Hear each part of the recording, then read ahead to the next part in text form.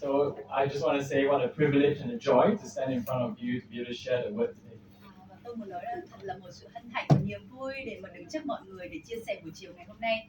Yeah, I think it was really fantastic when every week you stand in front and try to read some verses. It shows how important the word of God is in this church. Rất là tuyệt vời khi mà mỗi chiều Chúa Nhật thì anh chị em chúng ta lại đứng đây chia sẻ lại cái câu gốc mà mình đọc. So let me introduce myself briefly because some of you may think, who is this person? Và hãy để tôi giới thiệu về bản thân một chút, có thể là một số người cũng chưa biết. Yeah, so my name is Wayne. Tên tôi là Wayne. I'm from Singapore. Tôi đến từ Singapore. Yeah, but I've been living here and serving God in Hanoi for more than 8 years now. Và tôi đã ở Hà Nội và phục vụ Chúa ở Hà Nội hơn 8 năm rồi. Yeah, and I'm married to my beautiful and wonderful wife, Luni. Tôi kết hôn với một người vợ tuyệt vời, Luni.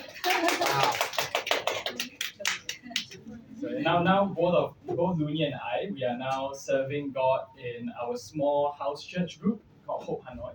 Và cả tôi và Luni hiện tại đang phục vụ tại một hội thánh tư gia gọi là Hope Hà Nội. Yeah, so these are some of the wonderful people that we have the privilege of leading. Và đây cũng là những người tuyệt vời mà chúng tôi có cái phước hạnh để mà dẫn dắt. So again, I just want to thank Tâm for inviting me to share the word at Vision today. Và tôi cũng muốn cảm ơn Tâm đã mời để chiều hôm nay đến Vision để chia sẻ lời Chúa. Yeah, so my wife and I, we are not strangers to Vision Church. We served in a Christmas event for Vision, I think many years ago. Đối với tôi và vợ tôi thì cũng quá lạ với Vision nữa, bởi vì là nhiều năm trước thì cũng có phục vụ với Vision trong một cái buổi Giáng sinh.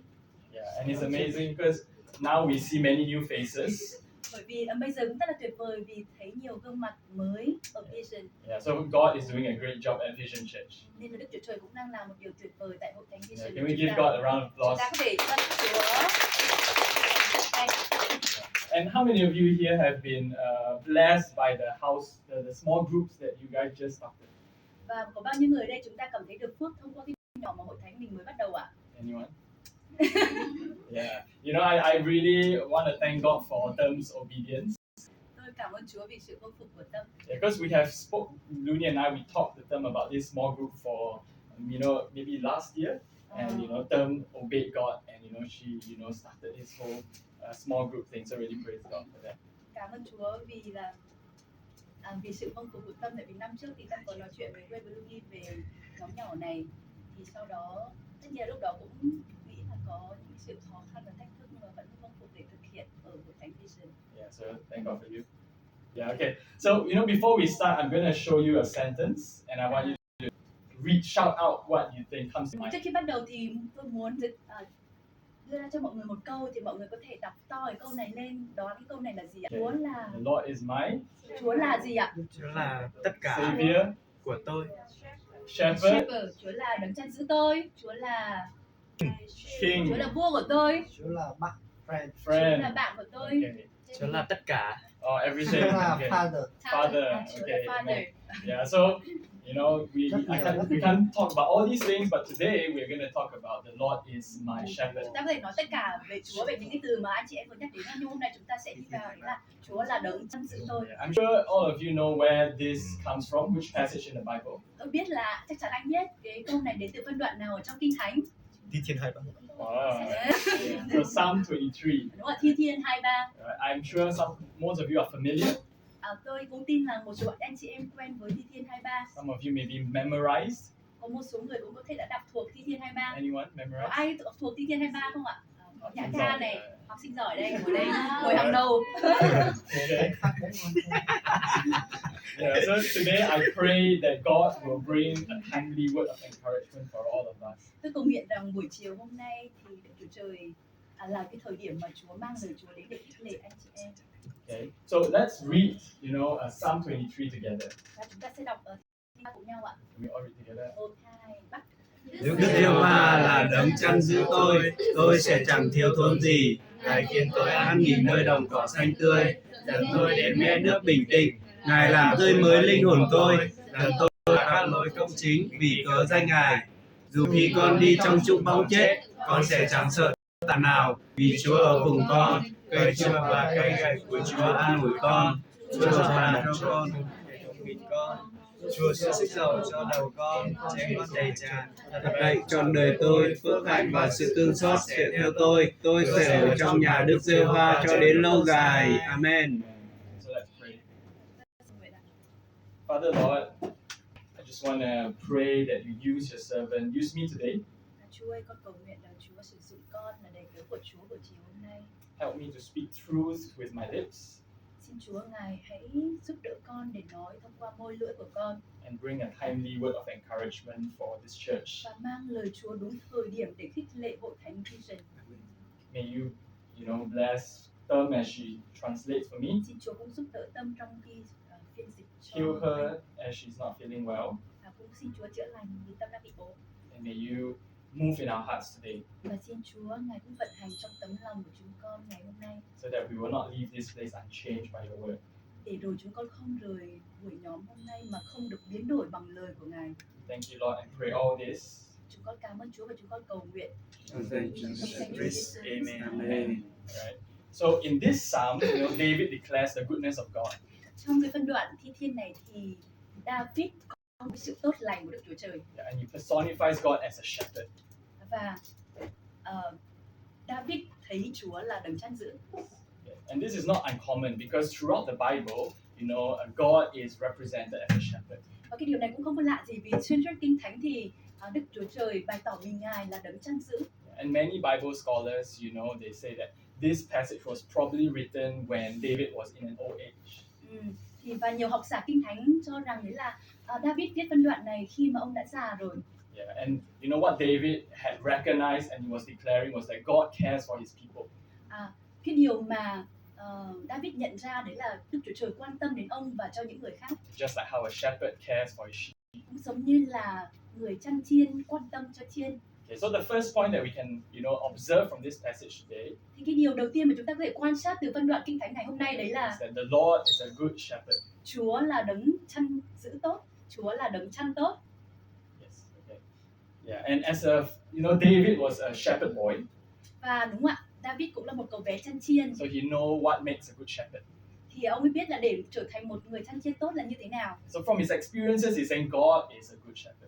Và thông qua cái kinh nghiệm làm cậu bé chăn chiên thì David có thể khẳng định Đức Chúa Trời cũng là một đấng chăn chiên tốt. Any one of you here are shepherds before?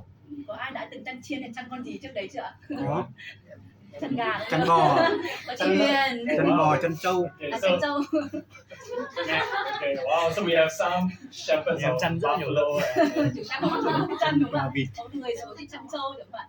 Right. Okay, so you can confirm whether this is right. Okay. Nên là mọi người có thể khẳng định là điều này có đúng không về một người chăn chiên tốt. Yeah, but I'm going to unpack to us, some roles of a shepherd through verses 2 to 5. Và tôi cũng chia sẻ cho mọi người về những cái điều gì làm cho một người chăn trở thành một người chăn tốt thông qua câu 1 đến câu 5, câu 2 đến câu 5. Okay, so the first one, he says, David says he makes me lie down. Và cái điều thứ nhất đấy là Ngài khiến tôi an nghỉ. Alright, so a shepherd has his sheep lie down. Và cái đấng chăn chiên là phải làm con chiên của mình biết nằm xuống hay biết nằm nghỉ ngơi. Yeah, sheep are not like us. I know it's easy for us to lie down. Con chiên thì không có giống mình thì dễ nằm xuống đúng không ạ? Nhưng con chiên thì không. Yeah, some of us can lie down not just on the bed, we can lie down on the floor, Chúng ta không, một số chúng ta thì không chỉ là có thể dễ dàng nằm trên giường mà nằm ở trên sàn cũng được đấy. But in the book, a shepherd looks at Psalm 23. Khi mà trong cái đấng chăn chiên mà khi chúng ta xem ở Thi Thiên 23. Yeah, so it's actually another book. It's a book that a shepherd wrote, and the title is A Shepherd Looks at Psalm 23. It's a book name. Shepherd Looks at Psalm 23. Thì có một cuốn sách có tên đấy là một người chăn chiên đọc Thi Thiên 23. Yes. Okay. And so this shepherd, writes that the sheep, will only lie down if 4 conditions are met. Và cái người chăn chiên viết trong cái quyển sách này là có 4 điều kiện là con chiên hay là con chiên con cừu nó dễ ạ. Con chiên nằm xuống khi mà có đủ 4 cái điều kiện này. Okay, and the first one is when the sheep have no fear, are free from fear. Khi mà con chiên không có nỗi sợ nào thì nó mới nằm xuống. Because sheep are very timid. Vì con chiên rất là nhút nhát. Yeah. Even if a stray rabbit, jumps out of nowhere, the sheep will get startled and then, it will cause them to go into chaos. Bởi ví dụ như là chỉ một con thỏ nhảy băng qua thôi đã khiến con chiên bị sợ rồi, bị rối loạn rồi. Okay, so sheep will only lie down if they are free from fear. Nên là con chiên chỉ nằm xuống khi mà nó không có nỗi sợ nào. Okay, so in verse 2, the second part, it also says, He leads me beside quiet waters. Và trong cái phần thứ 2 của câu 2 thì có nói rằng là Chúa dẫn tôi đến mé nước bình tĩnh. This is also related to a fear of the sheep. Cái này cũng liên quan đến nỗi sợ của con chiên. Yeah, so sheep are extremely afraid to drink from fast-moving water. Và con chiên cũng sợ uống từ những cái dòng chảy mà có tốc độ nhanh ấy, dòng chảy nhanh. Can you guess why? Tại sao mọi người nó sợ cái dòng chảy nhanh không ạ? Yeah, because Cuốn đi. because when the sheep's wool get wet, it will get very heavy, and then they will drown and they will get Bởi carried vì by là water. con chiên thì có lông đúng không ạ? Khi mà nó bị ướt thì nó trở nên nặng và nó sẽ bị chìm xuống nước, nó bị cuốn đi. So if you have worn a jacket and you try to swim, then you know how heavy it Nếu is. mà mọi người muốn tưởng tượng nó khó thế nào thì cứ mặc áo khoác ấm vào rồi là nhảy xuống hồ bơi thì biết nó nặng thế nào. Okay, so it shows that the shepherd knows the fears of the sheep, Nên là người chăn chiên ở đây biết nỗi sợ của con chiên. and then you will help them to be free from fear so that they can lie down. Nên là người chăn chiên sẽ giúp cho con chiên bị thoát ra khỏi nỗi sợ để nó có thể nằm xuống. Okay, so that's the first thing. The second condition, okay, we haven't translated that. It's tension, conflict. Thì cái điều thứ hai đấy là tức là free from the conflict. Yes. Cái điều thứ hai mà để cái điều kiện mà con chiên có thể nằm xuống nên là nó phải được tự do khỏi cái sự xung đột hay là sự căng thẳng. Right. Yeah. So sheep are social animals. Đúng không ạ? Con chiên là một cái loại động vật nên mang tính xã hội, tức là bầy đàn ấy. Alright. So they can only lie down if they are not too close with other sheep. Not too close. Yeah. Và con chiên có thể nằm xuống khi mà nó không quá gần với con chiên khác. Alright. Maybe some of you here you can identify. You don't like to be around people too much. Và một số người có thể đồng cảm bởi vì là chúng ta cũng không muốn ở xung quanh người khác quá nhiều. Okay. So a sheep will only lie down if they don't have tension or are not too close to other sheep. Và con chiên có thể nằm xuống khi mà nó không quá gần với những cái con khác, tức không có cái sự căng thẳng đó. Okay. The next one is discomfort or irritation. Và cái điều thứ ba là nó phải được tự do khỏi cái sự khó chịu. Yeah. One of the main things that cause sheep to be irritated. Trong những cái điều chính mà làm cho con chiên cảm thấy trở nên khó chịu hay bực bội Are houseflies and parasites. Yeah. Con ruồi. Okay, so if there's houseflies, trying to disturb the sheep will feel irritated and it won't lie down. Khi mà con ruồi cứ bay làm cho con chiên khó chịu thì nó sẽ cũng không nằm xuống. Yeah, okay, and what the shepherd will usually do is to anoint or put oil, around the head area of the sheep so that flies will not come in. Nên là bình thường cái người chăn chiên muốn làm đấy là họ sẽ đổ một số dầu cái gì đấy trên con chiên để mà con ruồi nó sẽ không bay xung quanh đầu của con chiên. Yeah, once flies go inside the nose, right, the sheep can go crazy because it will feel very irritated. Khi mà con ruồi bay gần mũi thì con cừu sẽ cảm thấy crazy, cảm thấy điên loạn lên, khó chịu. Okay, then the last thing that must be fulfilled before sheep lie down. Và cái điều cuối cùng để mà khiến con cừu có thể nằm xuống ấy is it has to be free from hunger. Đấy là không có bị đói. It's different from us. When I'm hungry, I sometimes just lie down. Cái nên khác với tôi thì đôi khi tôi đói thì tôi chỉ nằm xuống thôi. But sheep, if they're hungry, they will never lie down. Nhưng mà nếu con chiên mà nó đói thì nó không bao giờ nằm xuống cả. Okay, so what it means, when David says he makes me lie down. Cái điều này có nghĩa là gì khi mà David nói rằng là Ngài khiến con an nghỉ hay là nằm xuống. So sheep will only be able to rest when the shepherd takes care of all these things. Và con chiên chỉ có thể nghỉ được thôi khi mà Đấng Chăn Chiên quan tâm giúp đỡ được 4 cái điều này. And if you look at this, these are things that can take away our rest today as well. Và khi chúng ta nhìn vào đây thì đây cũng có thể là những điều mà làm cho chúng ta đi xa khỏi những cái sự nghỉ ngơi của chúng ta ngày hôm nay. It may cause us to feel anxious. Có thể làm cho chúng ta là sự lo lắng. Yeah, and so God takes care of all these things. He wants to take care of all these things for us. Và Đức Chúa Trời muốn quan tâm, muốn trách nhiệm tất cả những điều này trên đời sống của chúng ta. Okay, so the next thing, he makes me lie down in. Where does he make me lie down in? Green pastures. Thế thì cái điều tiếp theo là Chúa làm cho chúng ta nằm nghỉ ở đâu ạ? On the bed. Nằm nghỉ ở trên giường ạ? Hay nằm ở đâu? Trong kinh thánh ạ? So, okay. Yeah, in green pastures. Tiếp theo đấy là an nghỉ nơi đồng cỏ xanh tươi. Green pastures. Vẫn trong câu thứ 2. Okay, so I know when you think green pastures, you think immediately, wow, abundance of grass.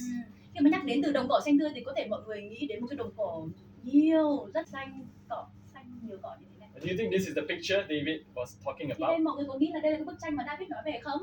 Nó có phải nhiều cỏ thế không? Yeah. So far from that, green pastures when David was talking about was something like this. Nè, nhưng mà cái đồng cỏ xanh tươi mà David nói nó giống như cái này, rất khác với bức tranh đầu tiên.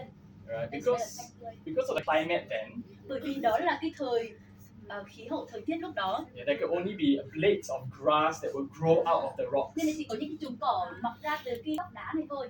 Right? So the image that David has was one of sufficiency.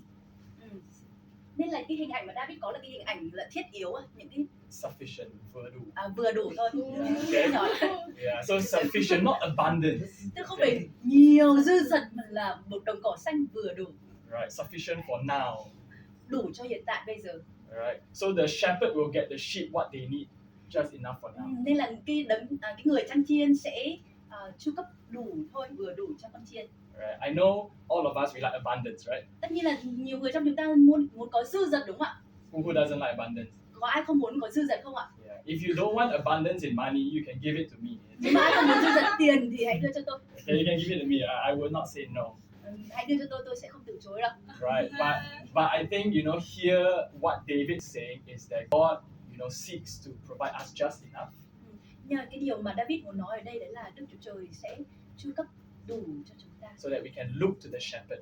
Nên là chúng ta có thể hướng mắt lên tìm kiếm đấng chăn chiên. So if you think about it, if we have a lot of money, most of the time we will look down, right? Count our money, đầu tư ở đâu, tiết kiệm đâu, right? Đúng rồi, trong hoàn cảnh của chúng ta có thể thấy là nếu chúng ta có quá nhiều tiền thì chúng ta luôn nghĩ là bây giờ tiền này đầu tư ở đâu, tiết kiệm như thế nào. But if we have just enough for today, then we will always look up, to our shepherd, look up to God. Nhưng mà nếu chúng ta chỉ có đủ cho ngày hôm nay thì chúng ta luôn hướng nhìn lên Chúa, đấng chăn chiên của chúng ta. Okay. So the next thing, David, says is he refreshes my soul. Và cái điều tiếp theo mà David nói là Ngài làm tươi mới linh hồn tôi. Yeah, this word refreshes, also means restore or bring back. Làm tươi mới cũng có nghĩa là phục hồi hay là mang lại. Yeah, so earlier on the worship leader said, sometimes we stray away, sometimes we go out the wrong paths. Right? Lúc nãy người hướng dẫn thờ phượng là Nhi đúng không? Cũng nói đến là thi thoảng chúng ta đi sai đường, chúng ta đi trật đường. Yeah, the thing about sheep is they like to wander and they will go astray.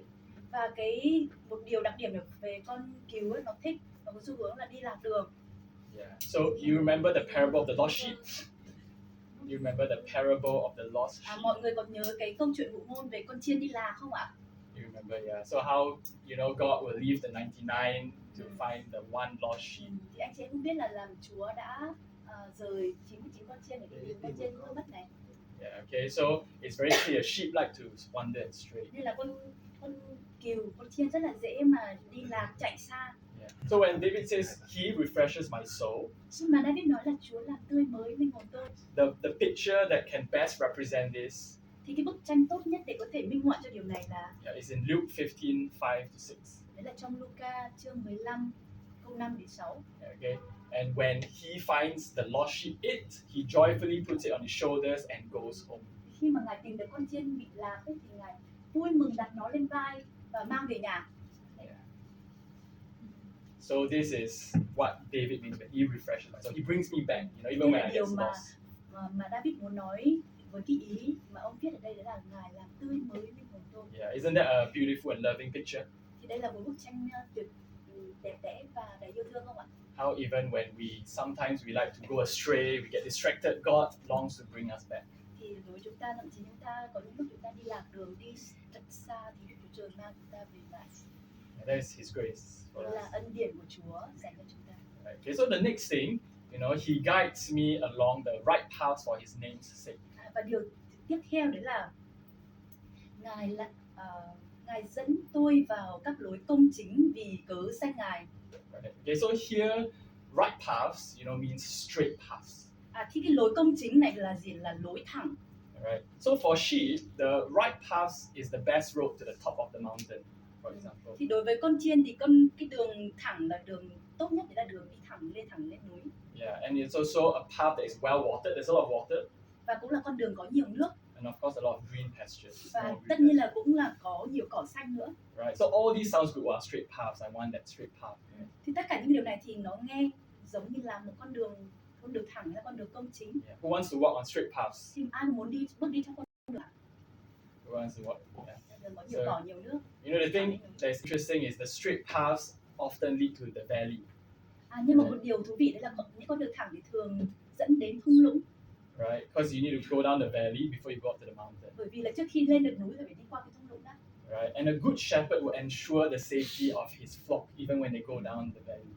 Và cái người chăn chiên tốt là phải đảm bảo sự an toàn cho bầy chiên của mình, thậm chí là cái lúc đi xuống cái thung lũng đó. Right? And that is why, you know, in the next verse it says, even when I walk through the darkest valleys, I will fear no evil, for the Lord, for you are with me, your rod and your staff. Nên là tại sao cái câu tiếp theo David viết là dù con đi trong trũng bóng chết, con sẽ chẳng sợ tai họa nào, vì Chúa ở cùng con, cây trượng và cây gậy của Chúa an ủi con. Right? Okay, so I just want to go back to the right paths, the straight paths a bit. Và tôi sẽ quay lại một chút với cái hình ảnh là con đường thẳng. Yeah, how many of you ask the question, what is God's will for me? Thì có bao nhiêu người trong chúng ta hỏi là ý muốn của Chúa dành cho tôi là gì? Có ai hỏi không ạ? I think it's the most commonly asked a question that a Christian will ask. Đấy là một cái câu hỏi phổ biến nhất mà cơ đốc nhân hay hỏi. But sometimes when we try to look at this question, we think God is trying to hide His will from us. Đôi khi lại chúng ta tự đặt cái câu hỏi này, chúng ta lại nghĩ là có phải Chúa đang che giấu cái ý muốn của Ngài đối với con không? Because we try to find His will, it's like He's trying to hide from us. Then we need to hunt for it. What is the will of God? Thì khi chúng ta đang cố gắng tìm kiếm săn lùng ý muốn của Chúa thì cảm giác như Chúa đang giấu nó. Right, but you know, in this verse it says, you know, He guides me along the right paths. So God longs to guide us and show us His will. Nhưng mà trong cái câu nói đang là Chúa gì ạ?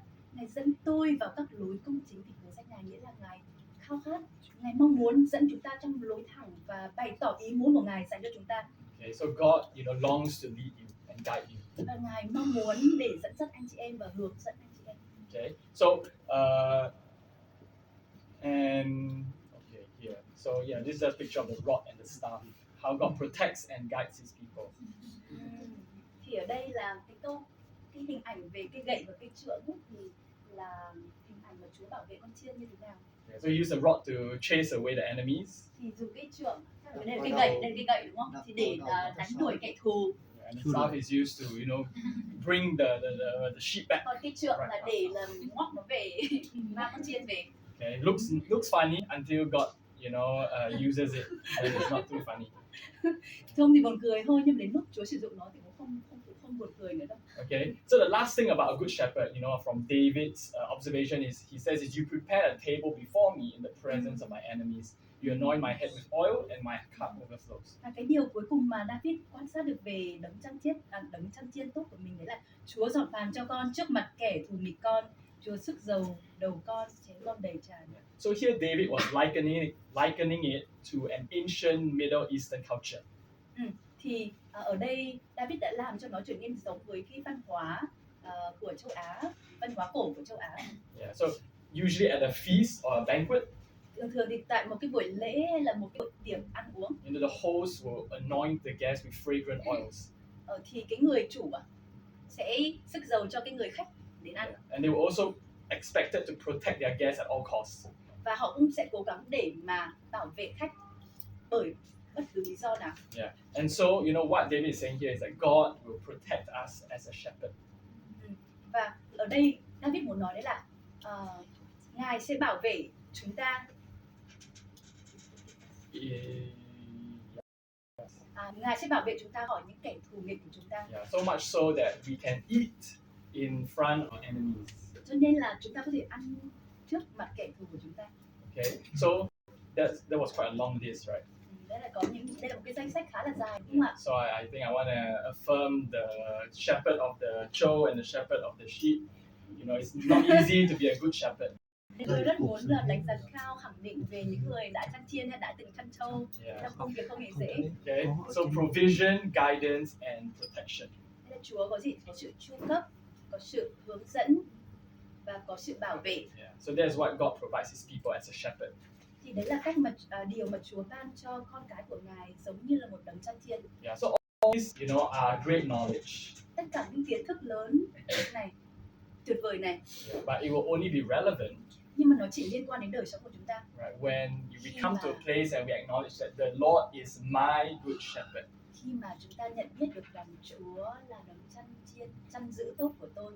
Yeah, so not just the Lord is a good shepherd, Nên là không chỉ là Chúa là đấng chăn tốt, maybe or the Lord is Tâm good shepherd, hay là Chúa là đấng chăn tốt của Tâm, but the Lord is my good nhưng shepherd. mà Đức Chúa Trời là đấng chăn tốt của tôi.